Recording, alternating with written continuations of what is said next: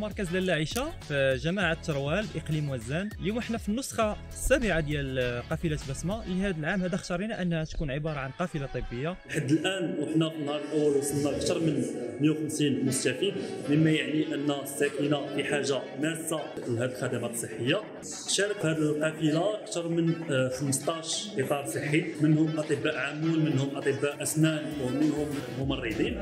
شبكه رواد الشباب من اول نسخه ديال قافله بسمه كنركزوا على واحد الحاجه مهمه، وهي ان الشباب خاصهم يخرجوا من لاصون دو كونفور ديالهم باش يتعرفوا على عوالم اخرى اللي كتخليهم ملي كيرجعوا للمحيط ديالهم يتعاملوا اكثر مسؤوليه، اكثر التزام تجاه القضايا الاجتماعيه. وكنظن هذه من اهم الاهداف ديال قافله بسمه. سي لو فيت اننا اون بو اورغانيزي مع السلطات المحليه، مع السيد رئيس الجماعه، مع جمعيه ديال الاباء التلاميذ، et aussi la bonne ambiance et la bonne humeur ديال الناس ديال l'association que je remercie de tout mon cœur.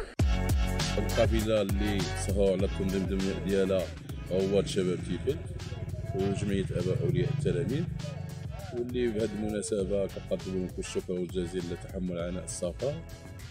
والحمد لله القافله دازت اجواء جيده، وذلك بفضل الحمد لله الاطر الطبيه والمرافقين لهم وعناصر الدار المالكي، القوات المسلحه والسلطه المحليه. القافله هذه ما كان ممكن لها تنجح الا الدعم ديال مجموعه ديال الاشخاص اللي عاونونا واللي ساندونا في البريباراسيون ديال هذه القافله هذه، والناس اللي عاونونا منين جينا للدوار، واللي استقبلونا في الحفلات الاستقبال ديالهم، واللي ما بخلوا علينا حتى شي حاجه، والناس ديال السلطات المحليه ايضا ديال جماعات ديال مركز لاله عيشه، جماعه تروال، كنشكروهم وكنقدموا لهم جزيل الشكر، وكنوعدهم بانه هذه ما غاديش تكون ان شاء الله اخر قافله، مازال ان شاء الله غادي نرجعوا غادي نلبيو الاحتياجات ديال الناس الاخرين اللي درنا لهم لو دياغنوستيك وعرفنا شنو عندهم، باش ان شاء الله في القافله الطبيه الماجيه نلبيو لهم الاحتياجات ديالهم.